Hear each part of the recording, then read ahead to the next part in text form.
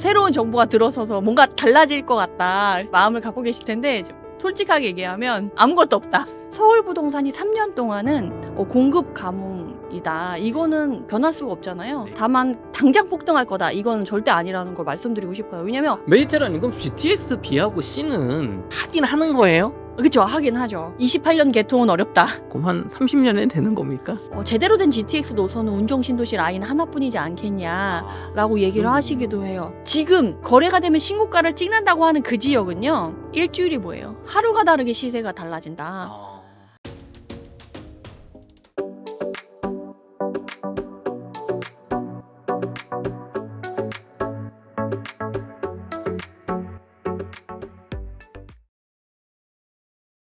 메디테라님 모셨습니다. 테라님 안녕하세요. 네, 반갑습니다. 네, 지난번에도 그 부동산 인사이트 많이 나눠주셨는데 네네. 이제 이재명 대통령이 당선이 되고 지금 대통령이 취임을 하셨죠. 네, 그쵸. 그래서 많은 분들이 네. 부동산 정책 궁금하다. 네네. 그리고 지금 시황이 어떠냐 네네. 되게 많이들 궁금해하시는데 좀 어떤 내용 준비해 주셨나요?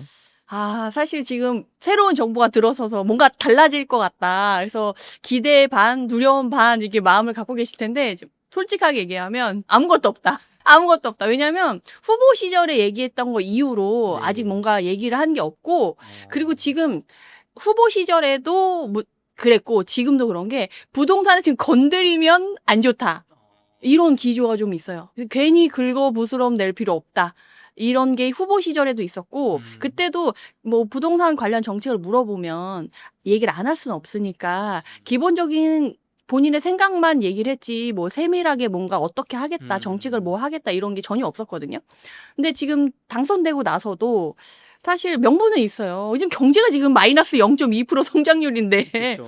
지금 다른 거 신경 쓸 새가 있냐. 경제하기도 바쁘다. 명분이 또 너무 명확해서 부동산은 지금 건드리고 있지 않고 딱히 나온 건 없어요. 그렇지만 우리가 예상해 볼 수는 있죠. 네네. 이전에 해왔던 기조들이 있으니까. 그래서 그걸 토대로 이제 좀 준비를 하는 건 너무 중요하다 싶을 것 같아요. 왜냐면 우리가 이전에도 문재인 정부 때도 봤지만 되게 갑작스럽게 네. 확 하잖아요. 준비할 새를 안 주죠. 맞아요. 그러니까 우리가 미리미리 좀 준비를 해야 돼서 사실은 아무것도 없지만 준비는 해야 된다라고 말씀을 드릴 수 있을 것 같아요. 그래서 지금 꼭 봐야 되는 걸 제가 준비를 해왔어요, 화면에. 그래서 지금 보면 공급은 늘리고 세금 규제는 줄인다라고 해서 이재명표 부동산 정책을 이제 얘기를 했었죠. 근데 그거에 대한 세부적인 건 하진 않았는데 굵직굵직한 게 이제 4개 정도 있는 거예요. 그래서 신도시를 개발하겠다. 이거를 결국엔 4기 신도시 쪽으로 얘기를 한 거거든요. 근데 막상 이렇게 디테일하게 들여다보면 사실 4기 신도시라고 얘기를 할 만큼의 규모는 아닌 것 같아요. 그냥 지금 공급이 부족하고 청년주택 부족하고 하니까 그냥 역세권, 교통 라인을 주변으로 해서 그 옆에 주택들을 좀 공급해 줄게 정도의 뉘앙스인 거지. 우리가 1기 신도시, 2기 신도시 뭐 몇백만부터 이렇게 해가지고 세대수를 공급하겠다 정도의 규모는 지금 어렵다고 봐요. 그리고 이따가 뭐 1기 신도시부터 쭉 또 말씀을 드릴 테지만 3기 신도시도 이제 시작했거든요. 또 다시 이거를 교통 라인을 교통편 중심으로 해서 청년들이 출퇴근 편하게 할 수 있는 주택들을 마련해 주겠다라는 정도지 이거를 규모를 크게 해서 뭘 하겠다라는 걸로 4기 신도시로 말하기는 아직 조금 너무 규모를 키운 게 아닌가 싶어요. 그래서 우선 그 정도만 알고 계시면 좋을 것 같고, 사실 두 번째가 제일 중요해요. 재건축 재개발을 활성화하겠다. 결국 이게 공급 부족에 대한 해답으로 이걸 가져가겠다라는 얘기거든요. 네. 지금 제가 지난번에도 말씀드렸는지 모르겠는데 향후 서울 부동산이 3년 동안은 공급 가뭄이다. 이거는 변할 수가 없잖아요. 네. 이거는 이제 절대적인 진리로 거의 네. 이제 박혀서 가는 거라서 이걸 어떻게 해결할 거냐라는 방안으로 이제 재건축 재개발을 활성화해서 가겠다라는 건데, 사실 지금 계획을 발표하고 땅을 파고 해도 3년 안에 공급은 어려워요. 왜 지금 당장 땅을 파도 시작하기 어려운데 지금 계획을 세운다 그럼 땅 파는데 또 3년, 5년, 10년 걸리거든요. 그러니까 사실 이 재건축 재개발 활성화를 한다고 해도 지금 3년 내 공급 부족은 어떻게 할 수가 없어서 향후 전세가 상승과 매매가 상승은 어쩔 수 없다라고 우선 준비를 해야 되는 부분이 있고, 다만 당장 폭등할 거다 이건 절대 아니라는 걸 말씀드리고 싶어요. 왜냐면 어떤 분들 당장 폭등할 거니까 당장 움직여 이렇게 또 불안을 조성하고 공포심을 조성하시는 약간 전문가분들이 있고 또 유튜버분들이 계시거든요. 근데 저는 약간 그거의 생각에는 좀 반하는 쪽이라서, 왜냐면 부동산 시장이 심리에 의해서 확 움직이는 건 맞지만 그렇게 확 폭등하고 폭락할 정도로 주식만큼 막 등락이 있는 건 아니라서 그거는 조금 너무 불안해하지 않으셔도 된다. 근데 다만 재건축 재개발 활성화는 만약에 민주당이 아니고 국힘 쪽에서 후보자가 대통령이 됐어도 똑같이 가져가는 기조였거든요. 근데 문제가 재건축 재개발 활성화라는 목표는 똑같으나 그걸 이루어가는 방향성이나 방법적인 부분에선 확연히 큰 차이가 있어요. 첫 번째로 제일 대표적인 건 재건축 초과이익 관수제를 국힘에서는 폐지를 하겠다. 민주당에서는 생각 아직 없다. 이런 식으로 얘기했거든요. 그래서 재건축 재개발을 활성화하려고 하면 사실 재건축 초과이익 환수제가 큰 걸림돌이 되긴 하거든요. 근데 이 활성화하려고 했을 때 방향이 다른 거죠. 그래서 민주당에서 원하는 재건축 재개발 활성화랑 생각하는 방향은 앞에 세 글자가 좀 생략돼 있다고 보시면 좋아요. 공공성을 가진 재건축 재개발을 활성화하겠다라는 거죠. 느낌이 딱 오시죠? 네. 표정을 보니까 느낌이 딱 받으신 것 같아. 왜냐하면 이제 재건축 재개발을 활성화할 때 뭐 용적률을 상향해 주겠다, 사업성이 안 나오니까 뭘 해주겠다 혜택을 주면 그만큼 기부 체납이나 공공성을 위해서 기여를 하라는 거예요. 임대주택을 더 넣고. 근데 지금 보시면 아시겠지만 재건축 재개발을 진행하고 있는 많은 단지들이 그런 걸 제시했을 때 주민들의 반발을 막기는 쉽지 않거든요. 그거 왜 이렇게 어렵나요, 그거? 매력적이지 않은 거예요? 그렇잖아요. 압구정 현대아파트에 임대주택 들어간다고 생각해 보세요. 한강변 라인에. 그것도 한강변 라인에 끼겠다는 거야. 그 뷰가 나오는 몇 억짜리. 지금 반포 원베일리가 한강변 나오는 게 지금 70억 이상으로 거래가 되고 있잖아요. 네. 그리고 한강변 뷰가 안 나오는 원베일리 같은 경우는 60억대에 나와요. 지금 뷰값이 10억이 넘어가는 상황인데 압구정 현대아파트에 한강변 보이는 거를 임대주택으로 깔아라. 받아들이실 수 있겠어요? 그 조합원 본인의 돈을 갈아놓고 영혼을 갈아놓고 거기 30년째 지금 살고 계신 분들이 많은데 한강변을 나보고 포기하라고? 게다가 본인은 한강변을 보고 있었어. 근데 재건축이 됐을 경우 한강변은 임대주택 주고 너는 한강변 보지 마 라고 하면 반발이 클 수밖에 없죠. 그럼 이제 진행이 안 되는 거예요. 그러니까 이제 재건축 재개발을 활성화하겠다라고 하지만 사실 활성화하고 있어, 열심히 노력하고 있어라고 하지만 이면에는 지체될 가능성이 좀 높은 거죠. 그리고 지금 분담금에 대한 부담감이 워낙 커졌잖아요. 예전에는 재건축을 할 때 일반 분양분이 많이 나와서 일반 분양분을 높게 팔아서 기존에 있었던 조합원들은 본인 돈을 안 들이고 그냥 새 아파트로 바꿔주는 걸로 생각을 해서 많이 활성화됐었지만 지금은 기본 분담금이 5억부터 시작하거든요. 5억 밑으로 나오면 너무 감사합니다 막 약간 이런 분위기예요. 근데 5억부터 시작하는데 과연 분담금 5억을 추가로 낼 수 있는 지역과 구역과 단지들은 한계가 있거든요. 아파트 값이 5억이야. 근데 분담금이 5억 내래. 그럼 또 젠트리피케이션이 또 일어나면서 기존 원주민들이 다 나가야 되거든요. 그럼 사업성이 또 안 나오고 이게 진행이 안 되는 부분이 있어서 사실 재건축 재개발을 활성화한다라고 했을 때 그냥 뭐 안전진단 완화해줄게, 패스트트랙으로 속도를 빨리 하게 해줄게, 그 절차를 간소화해줄게, 이것만으로는 한계가 있어요. 그래서 사실 재건축 재개발 활성화하겠다라고 하지만 이게 공급 부족을 얼마나 완화시킬 수 있느냐에는 답은 나와 있다. 어렵다. 3년 내 공급 부족은 이미 물 건너갔고 5년 후에 공급 부족을 더 야기하지 않게끔 뭔가 활성화하겠다라고 했을 때도 사실은 미지수예요. 그래서 이런 부분들을 여러분들이 좀 챙기시는 게 좋겠다. 그래서 사실 이게 또 1기 신도시랑 연결이 되거든요. 재건축 재개발 활성화하는 첫 번째 단으로 1기 신도시 선도지구를 지금 발표를 했고 나가고 있는데 사실 선도지구 발표 이후로 분위기가 더 암울했잖아요. 근데 이재명 대통령이 당선된 이후로 이재명 아파트 얘기 들어보셨죠? 그래서 이재명 아파트가 있으니까 일기 신도시가 이제 갈 수 있을 거야라고 또 기대하시는 분들이 있어요. 그래서 요번에 예비 사업자 지정한다라고 또 이게 발표를 해서 약간 또 으쌰으쌰하는 분위기를 또 약간 일으키려고 하는 분위기가 있어서 이따가 뭐 일기 신도시 얘기를 할 때 조금 더 자세하게 말씀드리도록 하겠습니다. 어쨌든 이런 정책들은 한계가 있다. 공급 부족이나 뭐 이런 것에 좀 제한이 있고, 그리고 활성화하더라도 가이드가 어느 관점에서 하느냐에 따라서 이게 좀 달라질 수 있다라는 걸 좀 챙기시면 좋을 것 같고, 그 다음에 세금 규제를 최소화하겠다라고 얘기를 나왔는데 여기에 대한 언급이 너무 많거든요. 사실 이거에 대해서 내가 어떻게 하겠다라고 정확하게 찝어서 얘기한 적은 없어요. 그러니까 뉘앙스를 보고 우리가 해석해야 되는 상황인 거예요. 약간 코끼리 다리 만지는다는 느낌으로 세금을 어떻게 해나갈 거다라고 이제, 왜냐면 세금은 이전에 문재인 정부 때 그냥 바로 발표해서 적용을 해버리니까 움직일 여지를 안 주고 하고 당장 이제 집을 팔고 나서 세금을 낼 수 있는 상황이 아니고 있는 호주머니에서 월급에서 내야 되는 상황이거나 이제 대출을 받아서 세금을 내야 될 정도로 급박하게 움직이는 부분이 있어서 우리가 답답하게 코끼리 다리 만지듯이 예측을 해야 되지만 그래도 준비를 해야 되는 이유가 바로 그런 이유들이거든요.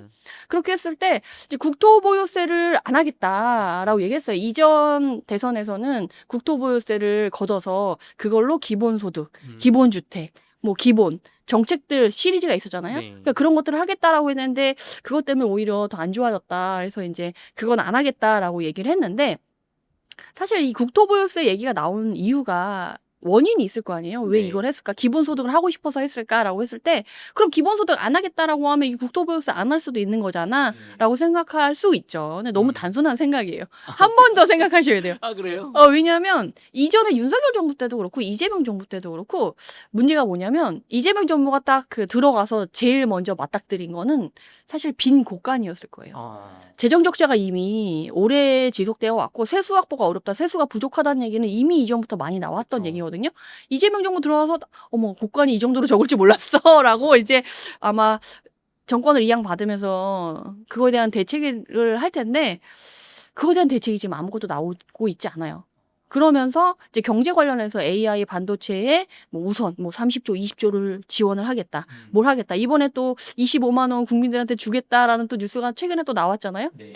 좀 재정을 쓰겠다라는 발표는 엄청 나오고 있는데 그 세수는 어디서 확보할 거냐에 대한 답은 지금 나오고 있지 않아요. 그래서 사실 이 국토보유세가 나온 이유가 이 세수를 확보하기 위한 하나의 방안으로 나온 건데, 세수 확보 방안이 나오지 않은 상태에서 이전에 담았던 말을 그대로 믿고 가기에는 다들 이렇게 두려움에 떨게 된다라는 거죠. 그렇군요. 네, 왜냐하면 이전에 문재인 정부 때 부동산을 통해서 세수를 걷었던 그런 네. 달콤했던 그런 방법과 순간들을 잊을 수가 없거든요. 그리고 너무 손쉽거든.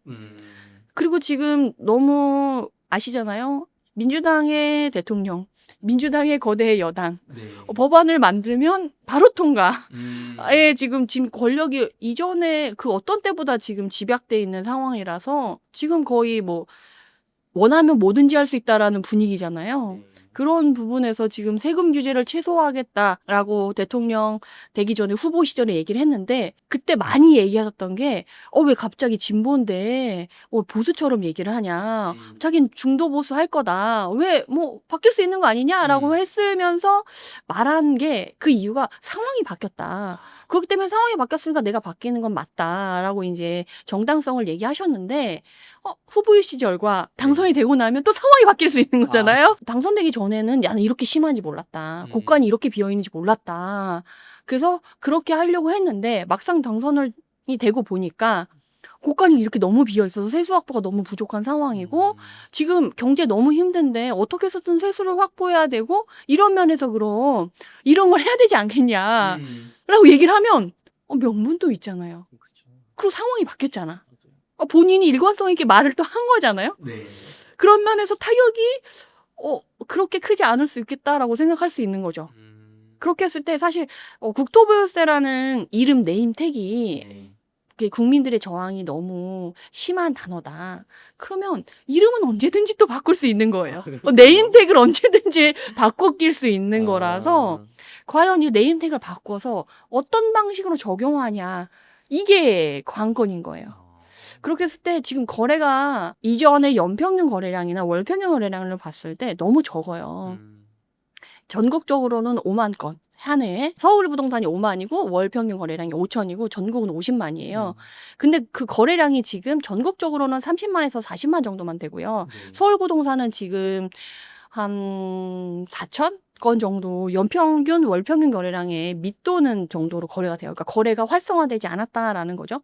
그리고 전국적으로 보면 지금 이 화면을 보시면 아시겠지만 시퍼래요. 서울, 세종, 울산만 좀 빨갛고요. 네. 보합도 없어요. 아. 시퍼렇거든요. 그래서 사실 서울 부동산만 보고 상승이네 막 지금 슈퍼사이클이네 가격이 너무 오르네 이렇게 얘기하면 괴리감 느끼시는 분들 너무 많거든요. 그리고 난 집 나눈 지 6개월 됐는데 1년 됐는데 집 보러 아무도 안 와. 지금 사실 뭐 반포 우리가 정말 비싸다고 하는 핵심 지역만 안전자산화 돼서 거기는 자본시장인 거지 사실 이제는 부동산 시장이 아닌 거거든요. 근데 거기를 보고 부동산 시장이 너무 올라서 규제해야 돼. 이건 사실 지금 안 맞고요. 안 맞아요. 근데 전문가들은 조회수가 잘 나오고 본인이 파악하기 편하니까 이제 서울 부동산만 얘기를 하고 서울 부동산의 노도강은 또 힘들거든요.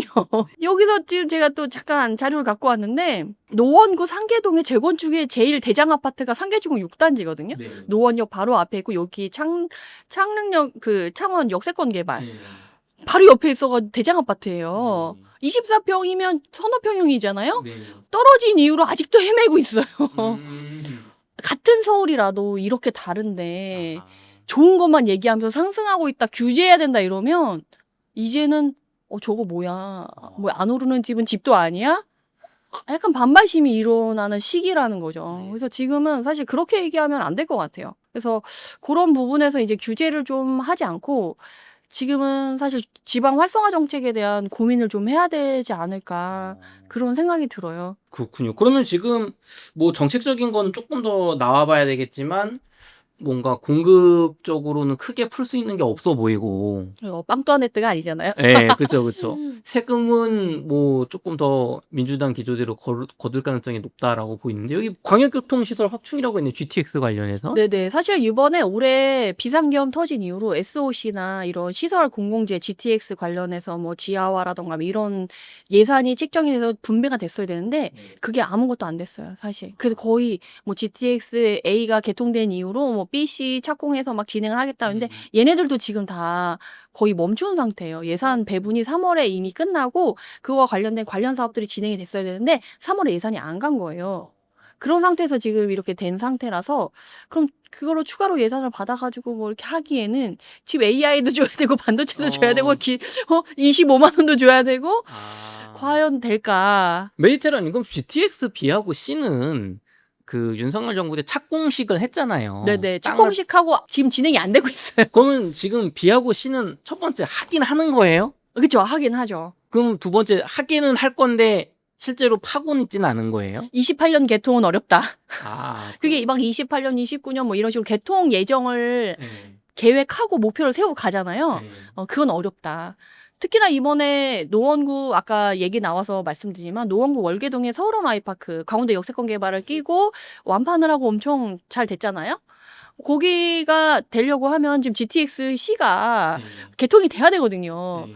근데 쉽지 않을 거라는 거죠. 이게 28년 개통이 어려워요. 그래서 입주를 해도 네. 당분간은 GTX 없이 가야 될 가능성이 있어서 그 이후에 집값이 어떻게 될지는 봐야 되는데 그 이후에 사실 공급 물량 부족하니까 집값이 떨어지진 않을 거예요. 전세가도. 그렇지만 GTX랑 광운대 역세권 개발 이렇게 해서 이제 완판을 했던 그런 좋은 분위기와는 좀 다르게 시작할 수는 있다. 이렇게 좀 대비를 하셔야죠. 그럼 한 30년에 되는 겁니까? 근데 이전에 수인분당선이나 뭐 이런 걸 봐도 개통을 한다고 해도 이게 예산이 없으면 우선 공사를 멈춰요. 그 상태에서 도로가 그냥 유지되거든요. 그러면 거기 사는 분들도 이 땅을 파서 막 그 가드레일을 치잖아요. 네, 펜스를. 맞아요. 그 상태에서 그냥 지지부진 가는 거예요. 도로는 막혀 답답해 개통 언제 하냐 이 상태가 몇 년 중간중간에 뭐 이렇게 지속될 수는 있어요. 그리고 항상 개통한다고 하는데 제 시간에 개통한 사례가 별로 없어요. 그렇군요. 네네. 그러면 이제 GTX BC는 지난 뭐 문재인 정부 때부터 사실 계획된 거고 뭐 GTX D, E, F 뭐 별게 다 있던데 네, 특히 연장까지. 예, 특히 D노선 그리고 평택 연장 이런 거는 좀 얘기가 나온 게 있습니까? 평택도 열심히 으쌰으쌰 하고 있죠. 그래서 지금 어. 국토부에 본인들 연장하고 싶다. 연장할 때 돈 드는 거 있으면 본인들이 어떻게 삼성을 네. 이렇게 해가지고 돈도 이렇게 좀 원래 민자에서도 하고 시에서도 각자 예산을 내서 결국 돈이 있어야지 진행을 하는 거라서 돈을 어떻게든 마련해서 진행하고자 하는 의지는 커요. 특히 평택은 사실 천안아산도 하고 싶을 거예요. 근데 천안아산은 돈을 마련할 수 있을까 없을까에 좀 그거는 조금 고민을 해봐야 되는 부분이고 평택은 의지도 있고 돈도 마련하려고 하면 좀 삼성이 있으니까 할 수 있지 않을까 뭐 기대를 해보는데 우선 뭐 기존에 있던 노선들도 쉽지는 않고 또 여기서 여러분들이 챙겨야 될 건 사실은 GTX B, C, 막 E, F 막 이런 게 있잖아요. 근데 노선들이 개통을 해도 생각보다 빠르진 않을 수 있다. 그러니까 속도가. 개통이 되더라도 본인이 썼을 때 이전에는 막 한두 시간 걸렸던 거를 이제는 막 20분, 10분 만에 이동을 할 수 있어. 이런 게 사실은 파주 운정신도시만 가능해요. 아, 그래요? GTX A. 왜요? 그래서 여기 관련자분들의 관련된 강의를 제가 또 들으러 갔잖아요. 네. 공부를 열심히 합니다, 제가. 네. 그래서 갔더니 GTX A의 파주 운정신도시 라인이잖아요. 서울역에서 운정신도시까지의 라인은 새로 만든 거예요, 라인을. 그래서 기존에 있던 라인에 복합적으로 같이 쓰자, 노선을 같이 쓰자 이게 아니고 새로 만든 거예요. 그러니까 속도를 내려고 했을 때 GTX가 최고로 낼 수 있는 속도까지 내서 빠르게 갈 수 있는 거죠. 네. 근데 기존에 있었던 노선을 쓰는 B나 C나 뭐 A의 기존에 있었던 노선을 복합 노선을 쓰게 되면 누가 와. 네. 다른 노선이 와. 네. 그럼 잠깐 기다려고 비켜줘야 되고 네. 걔네들이 지나갈 동안 좀 속도를 완화해서 가거나 이런 조율을 해야 되는 상황이 생기는 거죠. 그래서 최고 속도를 뭐 100까지 낼 수 있다 하는데도 앞에 지하철이랑 부딪히면 안 되니까 속도를 70, 80으로 줄여서 간다거나 이런 식으로 이게 겹친다는 거죠. 그래서 사실 노선을 새로 깔고 하려면 시간이 엄청 오래 걸려요. 그래서 이제 빨리 개통하려고 보니까 기존 노선에서 조금 보완을 하거나 없는 노선만 깔아서 간다거나 이런 식으로 가다 보니까 속도가 원하는 만큼 안 나올 수 있다. 그래서 여기에 관련된 전문가분들은 사실 제대로 된 GTX 노선은 운정신도시 라인 하나뿐이지 않겠냐라고 얘기를 하시기도 해요. 사실 우리가 기대하는 것만큼 GTX가 그렇게 되진 않을 수 있다. 요 정도는 좀 알고 계시면 좋을 것 같아요. 그러니까 우리는 너무 기대를 해. 그리고 저도 부동산이 본격적으로 공부하기 전까지는 정부가 뭐 발표하고 뭐 해주겠다 그러면은 나라인데 공권력이 있고 공신력이 있고 아무래도 신뢰가 있으니까 나라가 얘기하고 안 지키겠어 설마? 이렇게 생각하고 저는 믿었거든요. 네. 하나도 안 지키더라고요. 뭐 한두 개 지킬 수도 있지만 이전에 윤석열 정부도 마찬가지고 뭐 민주당이라서 그런 건 아니고 민주당이든 국힘이든 어느 쪽이든 발표를 해. 근데 상황이 바뀌면 안 지키는 경우가 너무 많더라고요. 그 위례 신도시 분들 결국에는 지금 뭐 17년째 기다리고 계시죠. 왜 안 해주는 거예요? 그거? 돈이 없어가지고요. 그 돈을 분담금을 냈잖아요, 들어갈 때. 근데 민자 들어와서 그때 삼성인가 어쨌든 건설사가 들어오잖아요. 네. 걔네들이 이제 너무 자재비도 오르고 이게 사업성이 안 나오니까 못하겠다 그러고 손을 놔버렸어요. 그리고 계약금이나 이런 것들 있잖아요. 그냥 포기하고 안 하게. 그리고 발을 뺐어요. 그래서 나라에서 그러면 조금 더 SOC에 대해서 예산을 더 확충해가지고 한 700억 정도 더 줄 테니까 새로운 그럼 시행사를 찾아가지고 시공사를 찾아가지고 하자라고 해서 한 799억인가 뭐 더 추가해가지고 새로 시공사나 건설사를 입찰하라고 했대요. 두세 차례 했는데 아무도 입찰을 안 한 거죠. 그러니까 아무도 이 수익이 안 나니까 입찰을 안 한 거예요. 그러니까 진행이 안 되는 거죠. 그래서 지금 위례가 너무 울상인데 그래도 너무 걱정하지 않으셔도 될 건 위례 사시는 분들 집값 그래도 8, 90% 전고점 올라왔거든요. 네. 그래서 조금 뭐 1, 2기 신도시 얘기할 때 자세하게 좀 더 그 부분은 말씀드리도록 하겠습니다. 어쨌든 지금 전국적으로는 좋지 않고 전세는 그래도 서울, 경기, 충북 쪽으로는 좀 괜찮다. 그래서 지금 전세가가 막 많이 오르고 있다라고 생각하실 수가 있는데 실제적으로 보면 공급 물량이 있는 지역들은 파란색이잖아요. 네. 전세가 상승을 크게 지금은 막 크게 걱정하진 않아도 된다라는 걸 말씀드릴 수 있겠고 그리고 지금 막 거래가 막 활성화돼서 막 우선 지금 거래되면 다 신고가 찍는다고 뉴스에 나오잖아요. 거래량이 적어요. 지금 매수 우위 지수라고 해서 매수 심리를 보면 이제 빨가면 빨갈수록 매수자가 많고 조급하게 생각하실 필요가 있는데 네. 지금 청정 지역이잖아요. 전국이 청정 지역이에요. 빨간색이 없네요. 네네. 지금 세종만 한번 빨간색이 2월 달에 떴다가 잠깐 떴다가 사라졌잖아요. 네. 지금 청정지역이에요. 매수 우위 지수가 막 사겠다고 달려드는 지역은 지금 없다, 전국적으로. 근데 거래가 되면 신고가를 왜 찍냐? 그거는 정말 일부 지역의 일부 단지에 매물이 지금 다 싹 들어갔어요. 예를 들면 오늘도 추천 지역으로 제가 하나 갖고 왔던 지역이 있는데 그 지역 같은 경우는 매물이 지금 거의 다 들어갔어요. 그리고 계좌를 달라고 하면 안 줘요. 제가 이런 표현을 그 현장에서 처음 들었거든요. 보통 시세가 뭐 일주일 단위로 1,000만 원, 2천만 원 오른다. 일주일 단위로 뭐 1억씩 오른다. 이런 시기가 있었잖아요. 18년, 19년, 20년, 뭐 21년. 그런 시기가 있었는데 지금 거래가 되면 신고가를 찍는다고 하는 그 지역은요. 일주일이 뭐예요? 하루가 다르게 시세가 달라진다. 그리고 거기에 더해서 시간 달라진다. 아침 시세와 오후 시세가 다르다. 이렇게까지 얘기를 해요. 아, 정말요? 왜냐면 계좌 달라고 하면 그 자리에서 5천만 원 오르고 1억 올리니까 그런 식으로 시간 이제 시세가 달라진다라고 얘기가 나와요. 그러니까 이제는 너무 양극화된 거죠.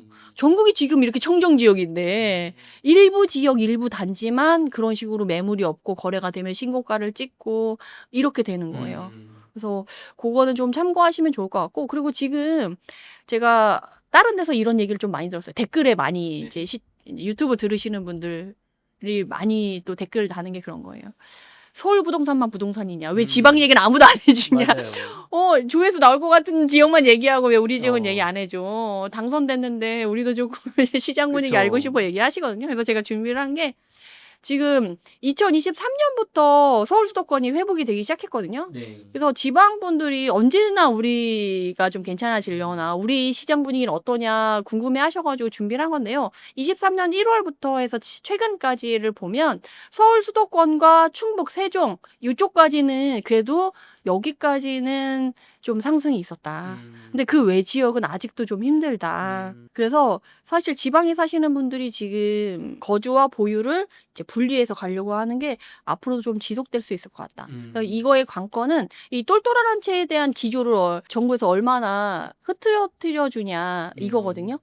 그래서 지금 거래를 좀 풀어줘서 지방을 활성화하면 똘똘한 한 채로 안 가고 또 이 종부세라던가 보유세를 높이면 사람들이 세금이 무서워서 세금 때문에 부담스러워서 두 채를 가지고 있으면은 중과를 하니까 세 채를 갖고 있으면 중과를 하니까 지방 거 팔고 다 서울로 온단 말이에요. 이걸 풀어주려면 이런 보유 채수로 이제 중과를 한다거나 세금을 매기는 그런 기조를 흐트러뜨려야 되거든요. 과연 지금 민주당 정부가 그렇게 할 거냐 했을 때 이게 깨지지 않는다. 그럼 지방은 계속 가야 돼요. 이런 식으로. 근데 이게 깨져서 지방 활성화 정책으로 이제 지방은 취득세 중과 배제해 줄 거야. 이 보유주택에 대해서 개수가 많을수록 보유세, 종부세 뭐 이런 거 높이지 않을 거야. 이 두 개가 깨지면 이제 지방도 살아날 수도 있는 가능성이 있어요. 근데 그게 안 깨지면 지방은 앞으로도 계속 갈 거다. 라는 걸 조금 알고 계시면 좋을 것 같고, 아까 얘기한 것처럼 전체 전국 거래량을 보면 아직도 연평균 거래량이나 월평균 거래량에 비해서 밑에 있잖아요. 지금 최근에 2, 3월에 활성화됐을지라도 월평균 거래량보다 밑에 내려와 있어요. 좋지는 않다. 그리고 2, 3월에 많이 된 게 전국적으로 봤을 때는 30에서 40이거든요. 근데 5월 달 보면 이제 30 정도로 내려왔고, 서울뿐만 아니라 전국도 26년 이후로는 이제 공급이 부족한 게 맞아요. 물론 지역별로 몰려 있는 데는 좀 다르겠지만, 그래서 전국적으로 여러분들이 좀 그걸 챙겨보시면 좋고, 전국적으로 지금 보면 24년까지는 그래도 좀 있었어요. 근데 25년부터는 과잉되는 데가 인천, 대전. 대전 요새 힘들거든요. 미분양 많고. 맞아요. 도안 신도시 빼곤 좀 힘들다고 네. 많이 나와요. 그리고 충북 쪽에 청주 쪽이나 이런 쪽에 좀 과잉이에요. 나머지는 적정하거나 부족하잖아요. 이후에 이러면 부족한 지역들의 지방은 전세가는 올라올 수 있어요. 근데 매매가는 올라오긴 쉽지 않을 수 있다. 그런 것들이 깨지지 않으면. 그리고 그게 26년, 27년까지 좀 유지가 될 가능성이 높죠. 대전은 지금 25년도에도 과잉인데 27년에도 과잉이죠. 대전은 좀 앞으로도 좀 쭉 힘들 수 있다. 이런 걸 좀 자료를 보면서 좀 생각을 해보실 수가 있겠다. 그래서 이렇게 전국 분위기를 말씀드릴 수 있겠고, 서울도 4월 달에 원래 세종 2, 3월에 세종 다음에 서울이었거든요. 네. 4월 되고 나서 서울의 거래량이 좀 줄었어요. 중간으로 내려왔죠. 네. 5월 되고는 더 내려왔어요. 아. 그러니까 서울은 거래할 사람은 이미 다 거래하고 이후에 거래하는 양은 줄어들면서 신고가 찍고 정말 누가 봐도 핵심 자산으로 내가 오래 가져갈 거다 하는 것만 신고가 찍고 거래하고 있다. 이렇게 보시면 될 것 같습니다. 좋습니다. 저희 그럼 이어서 2부에서 이제 내 집 마련 고민하시는 분들 좀 서울에 가성비 아파트 뭐가 있는지 네네. 알아보도록 하겠습니다.